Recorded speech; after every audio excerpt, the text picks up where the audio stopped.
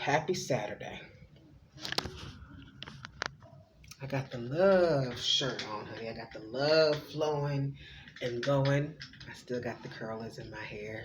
Instead of a bonnet today, I said, well, the curls ain't dry, and I got a lot to do today. So, I got a wedding shower to go to, and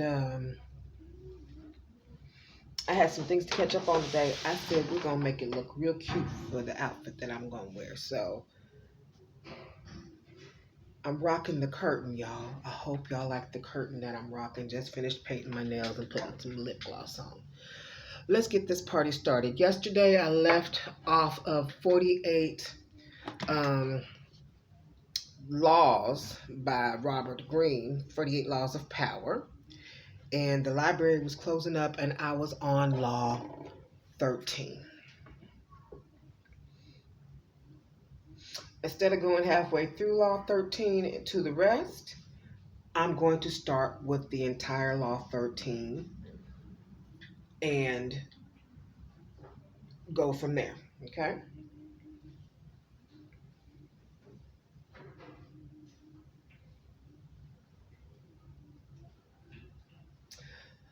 When asking for help, appeal to people's self-interest, never to their mercy or gratitude. If you need to turn to an ally for help, do not bother to remind him of your past assistance and good deeds. He will find a way to ignore you. Instead, uncover something in your request or in your alliance with him that will benefit him and emphasize it out of all proportion. He will respond enthusiastically when he sees something to be gained for himself. Self-interest alone moves some men. Osop. Most men are so thoroughly subjective that nothing really interests them but themselves. Arthur Schopenhauer. Hope I said that right. There is an art to asking for help, an art that depends on your ability to understand the person you are dealing with and not to confuse your needs with theirs.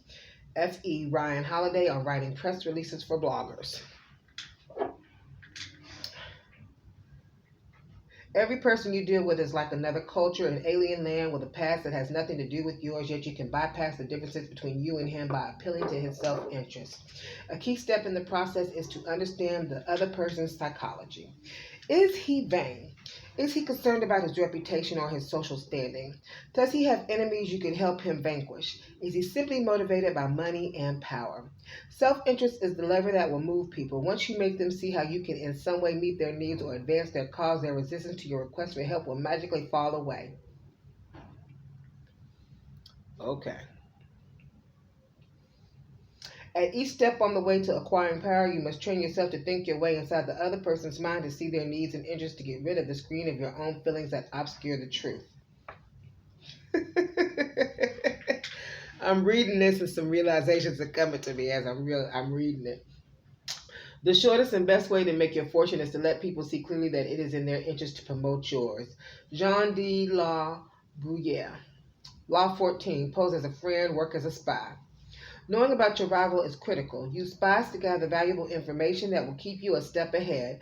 Better still, play the spy yourself. In polite social encounters, learn to probe. Ask indirect questions to get people to reveal their weaknesses and intention. There is no occasion that is not an opportunity for artful spying.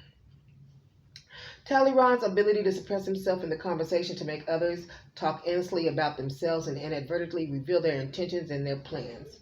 He was a superb conversationalist, yet he actually said very little. He never talked about his own ideas. He got others to reveal theirs.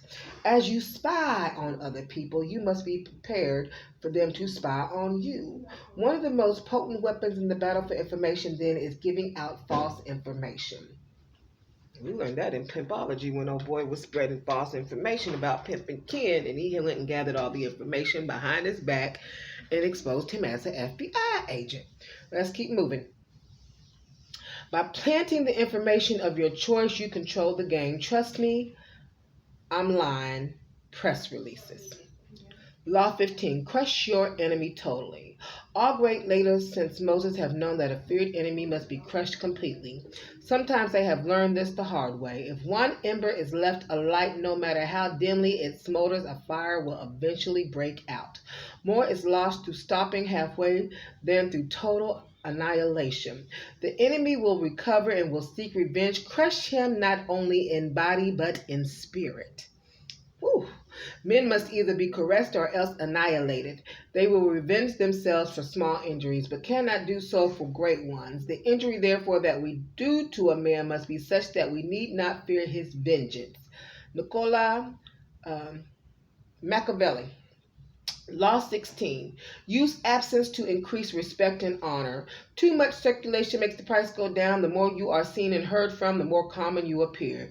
If you are already established in a group, temporary withdrawal from it will make you more talked about, even more admired. You must learn when to leave. Create value through scarcity. People whom distance magnitudes who close to don't amount to much. John de la Fontaine. Fountain. Jean de la Fontaine. What withdraws, what becomes scarce, suddenly seems to deserve our respect and honor. What stays too long in inundating us with its presence makes us disdain it. Why do I not see you more often? The dervish replied, because the words, why have you not why have you not been to see me are sweeter to my ears than the words, why have you come again? Ooh. Be completely withdrawing for a while, you create a kind of death before death. And when you come back, it will be as if you have came back from the dead. By withdrawing something from the market, you create instant value.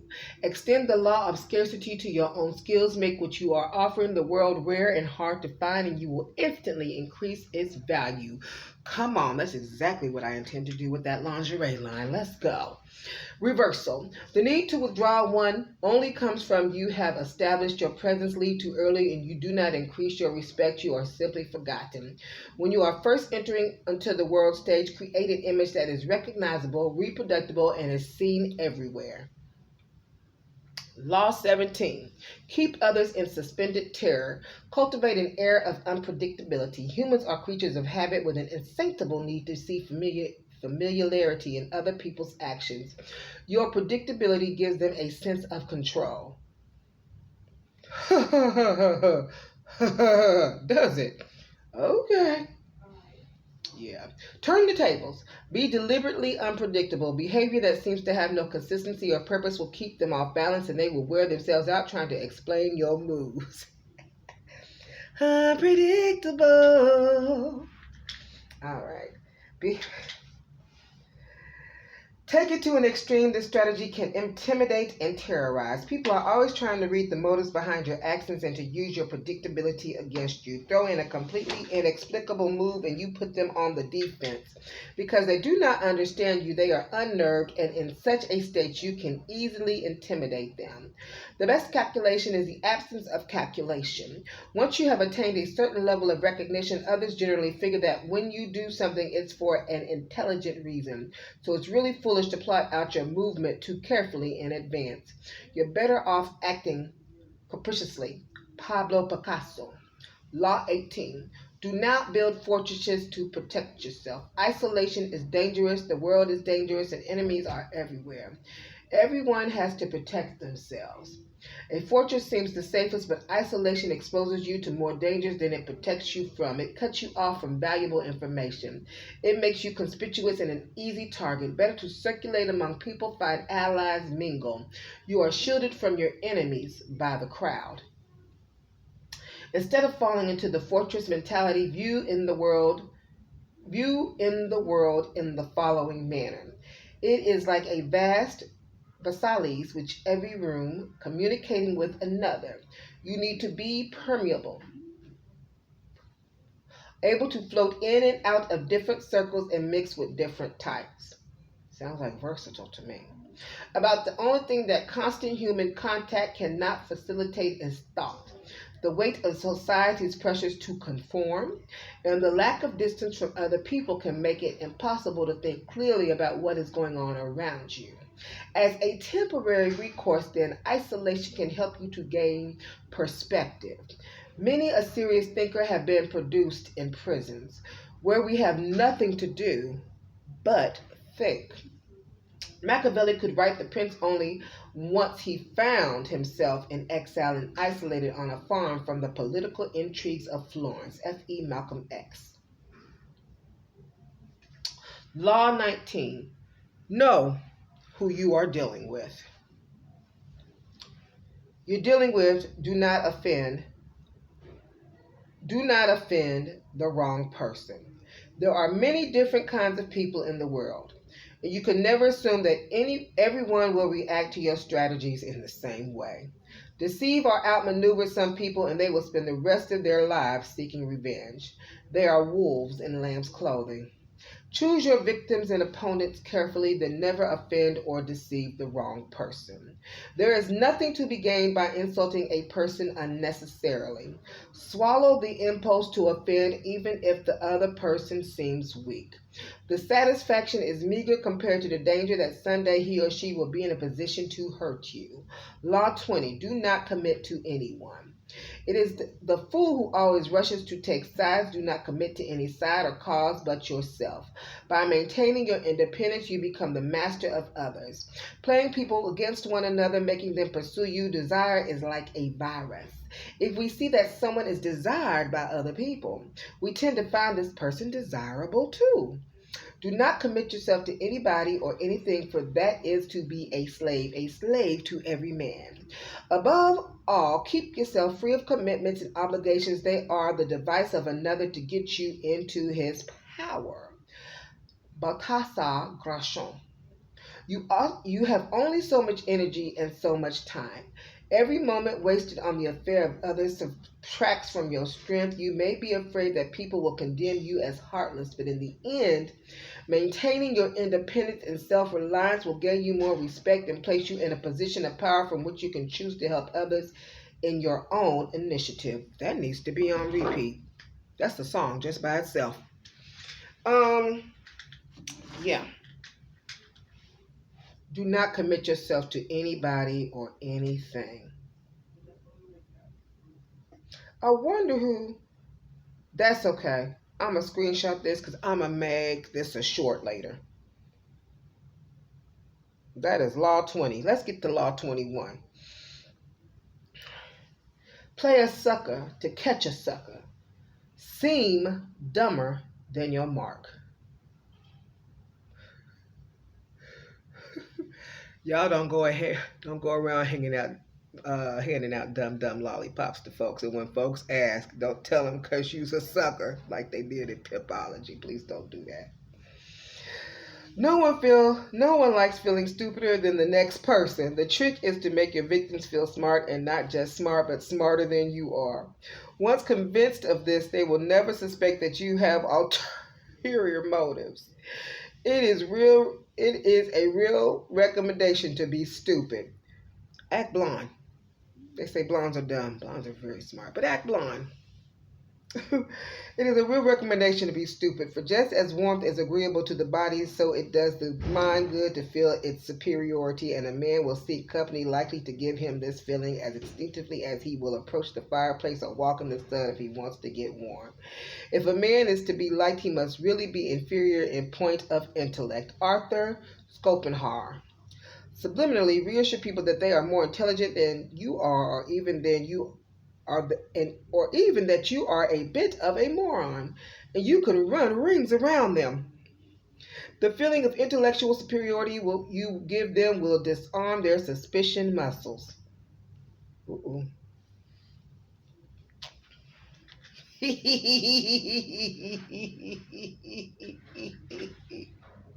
Maybe I shouldn't be reading to y'all some of these things I have learned then, huh? Okay. Masquerading as a swine to kill the tiger, Chinese proverb. Always make people believe they are smarter and more sophisticated than you are. They will keep you around because you make them feel better about themselves, and the longer you are around, the more opportunities you will have to deceive them. Know how to make use of stupidity. The wisest man plays this card at times. There are occasions when the highest wisdom consists in appearing not to know. You must not be ignorant, but capable of playing it. It is not much good being wise among fools and the sane among lunatics. He who poses as a fool is not a fool. The best way to be well received by all is to clothe yourself in the skin of the dumbest of brutes. Reversal. At the start of your climb to the top, of course, you cannot play too stupid. You may want to let your bosses know in a subtle way that you are smarter than the competition around you. As you climb the ladder, however, you should, to some degree, dampen your brilliance. If you seem to have authority and knowledge, people will believe what you say. Law 22.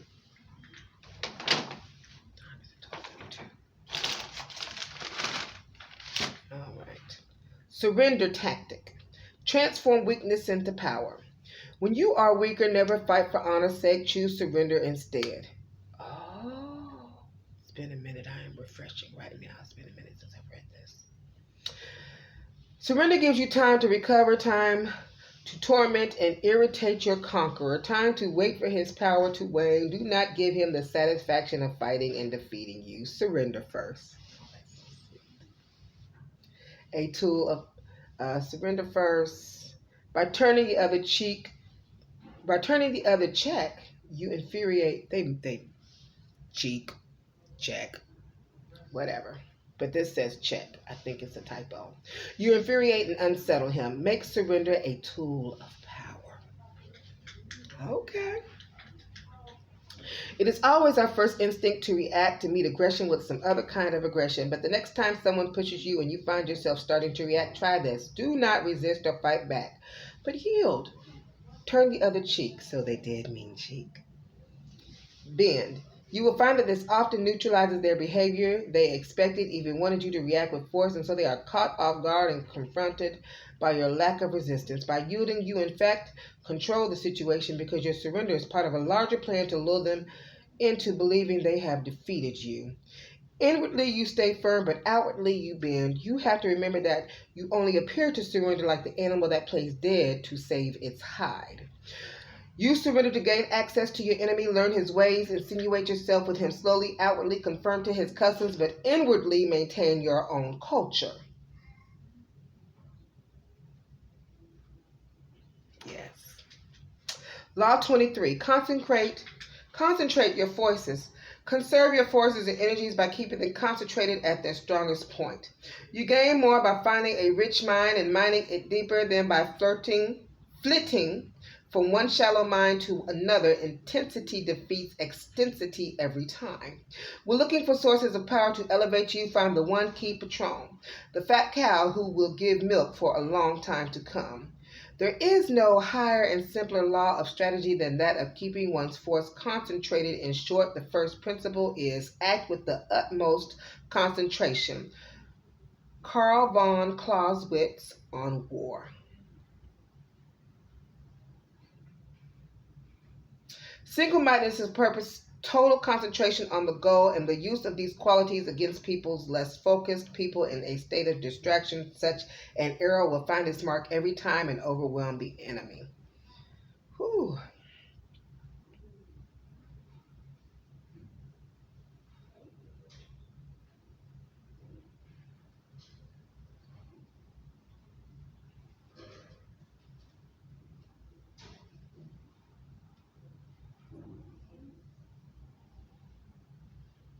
You must find out who controls the operation, who is the real director behind the scenes. As Richelieu discovered at the beginning of his rise to the top of the French political scene during the early 17th century, it was not King Louis XIII who decided things. It was the king's mother. And so he attached himself to her and catapulted through the ranks of the courtiers all the way to the top. Prize intensity more than extensity. Perfection resides in quality, not quantity. Extent never rises above mediocrity.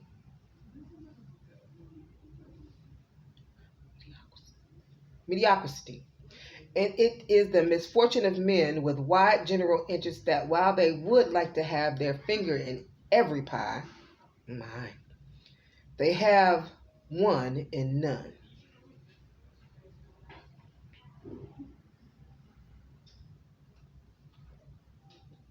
Intensity gives eminence and rises to the heroic in matters sublime.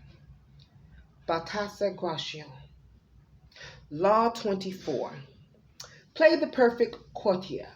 The perfect courtier thrives in a world where everything revolves around power and political dexterity. He has mastered the art of indirection. He flatters, yields to superiors, and asserts power over others in the most oblique and graceful manner. Learn and apply the laws of courtiership, and there will be no limit to how far you can rise in the court. The laws of court politics. Avoid ostentation. Always talk less about yourself than about other people. Modesty is generally preferable.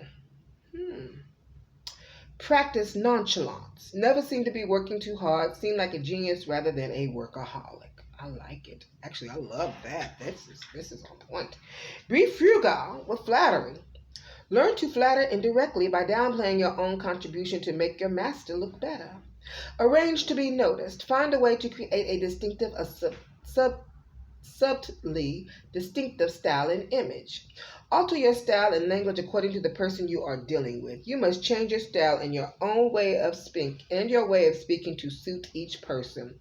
This is not lying. It is acting, and acting is an art. I'm about to be the best actor there ever was in life, whether I'm on a stage or not, baby. Oh, yeah. Thank you for the refresher. Never be the bearer of bad news. Bring only good news, and your approach will gladden your master. Never affect friendliness and intimacy with your master. He doesn't want a friend for a subordinate. He wants a subordinate.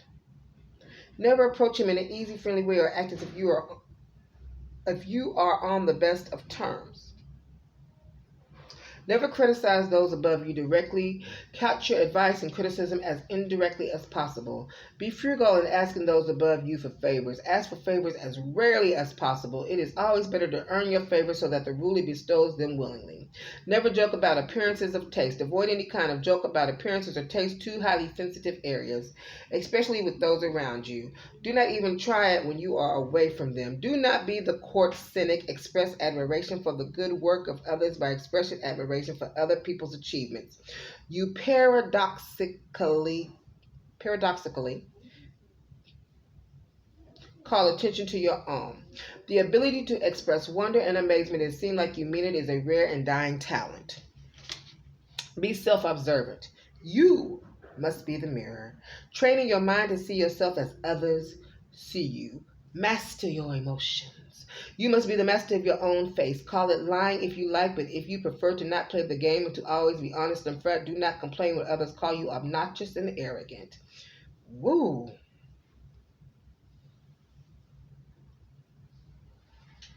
Okay. Fit the spirit of the times. It is never a good idea to stand out too much in this era. You are best off at least being able to mimic the spirit of the times. Be a source of pleasure. It is an obvious law of human nature that will flee what is unpleasant and distasteful. A man who knows the court is master of his gestures, of his eyes, and of his face. He is profound, impenetrable. He dissimulates bad offices, smiles at his enemies, controls his irritation, disguises his passions, bellies his heartum. I think it just means heart. Heart speaks and acts against its feelings. Jean de la Bruyere. Bruyere. Jean. Like Jean. Jean de la Bruyere. Pardon me. Never to be self-absorbed as to believe that the master is interested in your criticisms of him, no matter how accurate they are. The greatest skill of all is the ability to make the master look more talented than those around him.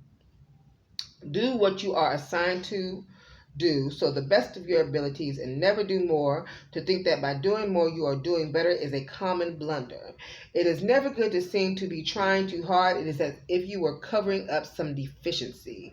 Make your master a gift of your talents, and you will rise above other courtiers. Let them take the credit if necessary. It will only be temporary. Use him as a stepping stone, a way of displaying your talent and eventually bearing your freedom from enslavement. Woo-cha. It is 12:30. I have this room till 12:30. I'm going to take a small lunch break. And we are starting back when I come back at Law 25. Thank you for rocking with me. As always, it's a joy. And I will be back shortly.